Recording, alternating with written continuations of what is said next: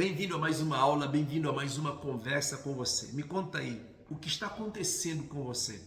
Porque eu tenho percebido que Deus está fazendo algo poderoso nesses dias.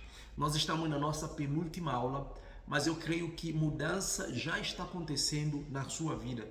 Porque eu acredito que cada momento, cada palavra, cada reflexão, ele está gerando cura na sua vida, transformação, mudança em níveis profundos que você se calhar ainda nem percebeu, mas está acontecendo. Por isso eu quero propor algo para você. Eu quero propor para você o seguinte: vamos criar um grupo no WhatsApp. Qual é o objetivo desse grupo? O objetivo desse grupo é para a gente acompanhar um ao outro de perto.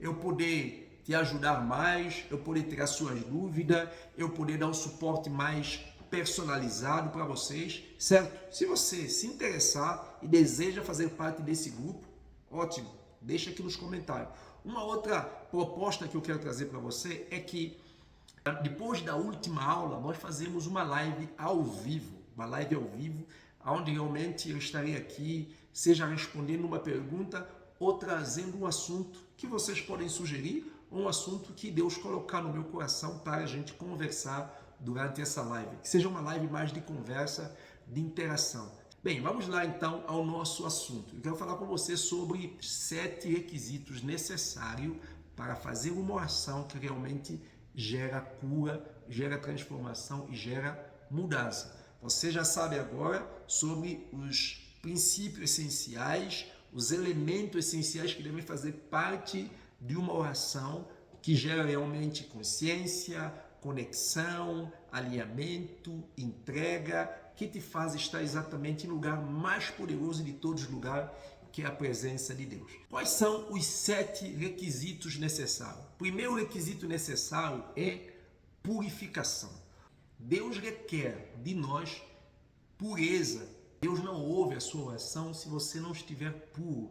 Deus não ouve a sua oração se você não vive uma vida santa. Então, santidade é o estilo de vida. E essa série tem como objetivo te ajudar a ter esse estilo de vida, esse posicionamento sagrado, sabe? Porque você é sagrado.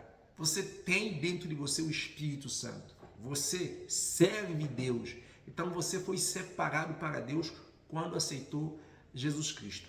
2 coisas importantes que você precisa entender nesse requisito de purificação. Primeiro, a purificação ele acontece pela fé na morte de Jesus. Lá na cruz, Jesus ele faz o que? Ele toma o nosso lugar e ali então ele paga pelo nosso pecado, derramando o seu sangue, ele nos purifica de todo pecado e ele nos apresenta, ele nos entrega para Deus puro, limpo, santo. Essa ideia de purificação, ele sempre foi exigido por Deus. No Antigo Testamento, tudo que era usado para Deus passava por uma cerimônia, por um ritual de purificação.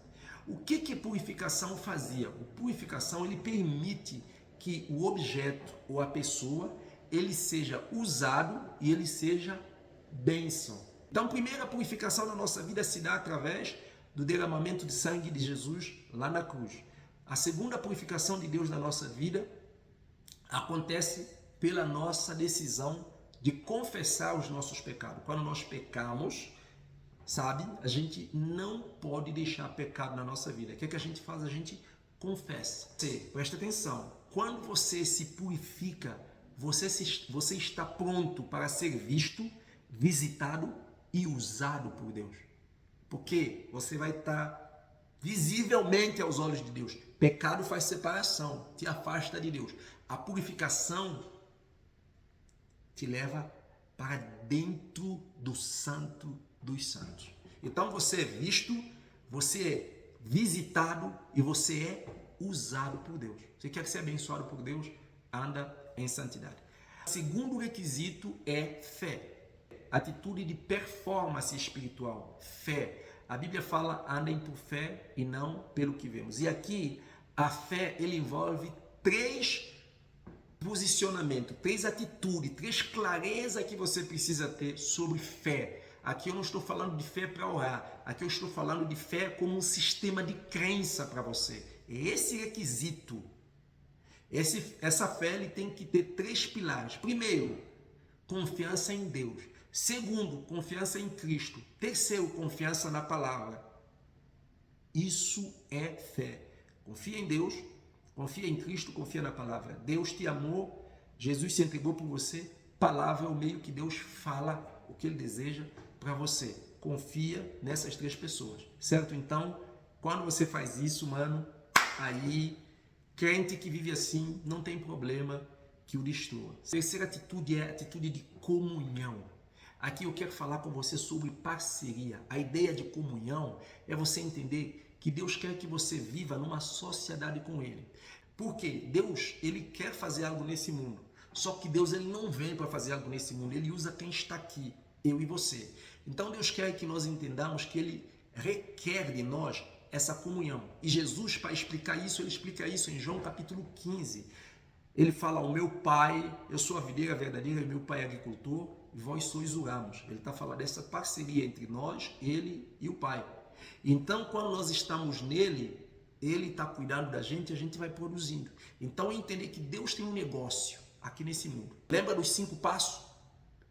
E nesses 5 passos, lembra de 3 coisas que Deus espera de você? Coração, verdade e sentido. Ou seja, o que você pede para Deus tem que fazer sentido para você e tem que fazer sentido para Ele. Então você tem que entender que sua vida aqui tem que fazer sentido para Deus. E entender isso muda tudo. Então você tem que entender que você está vivendo numa parceria de Deus. E quando você entende isso, a sua oração deixa de ser um pedido de favor, mas passa a ser o quê? Uma conversa onde você está falando com Deus sobre as coisas que você sente. Sabe aquele negócio de você falar com Deus assim, Senhor, me diz aqui, como é que eu ajo diante dessa situação aqui? Sabe? É essa ideia que Deus quer, essa sensibilidade.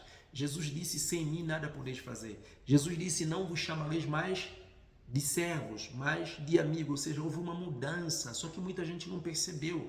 O relacionamento agora é mais íntimo. Deus criou o universo e Deus quer que você se envolva com Ele nessa parceria, nesse projeto. Isso é maravilhoso. Então entenda isso. Isso é muito importante. Nunca esqueça disso. Oração eficaz, ela vem de uma vida compartilhada com Cristo. Por quê? Imagina que você entende isso que eu falei com você.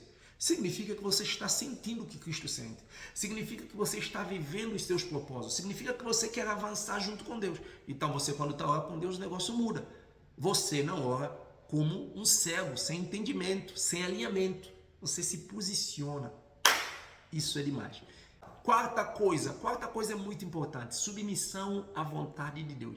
Submissão aqui é você realmente entender que o seu coração precisa estar rendido a Deus. Você não ora para convencer Deus de nada, você ora para alinhar com Deus. Por isso, olha só, diante de uma situação onde você fala assim, como é que eu posso agir diante disso? Isso significa que você já entendeu que não é o que você quer. Você está mais preocupado em saber o que Deus quer. Porque você quer fazer o que? Você quer alinhar com a vontade de Deus. É aquela ideia que Jesus ensina em Mateus capítulo 6, versículo 10. Faça-se a sua vontade, na terra como no céu. Os anjos no céu se submetem à vontade de Deus. Na terra, você e eu podemos ser as pessoas que fazem parte desse grupo que está submissa à vontade de Deus. Muitas pessoas pensam que ser servo de Deus é ser pastor, é ser missionário, é ser membro de louvor.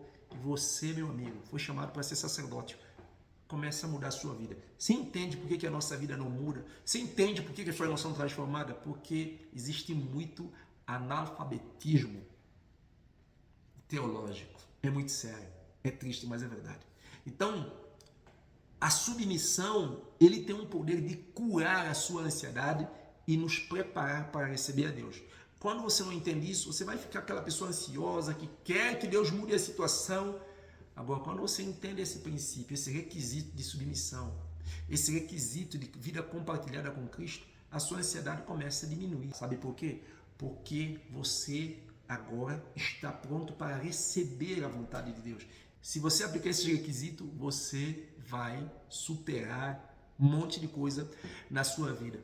A quinta coisa, o quinto requisito é aceitar ser guiado pelo Espírito Santo.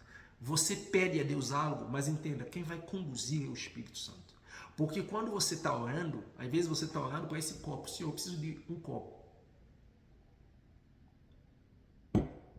Deus que vê tanto aonde você está, o que você precisa e o que Ele precisa que você tenha para Ele te usar, Ele vai te dar exatamente o que Ele quer.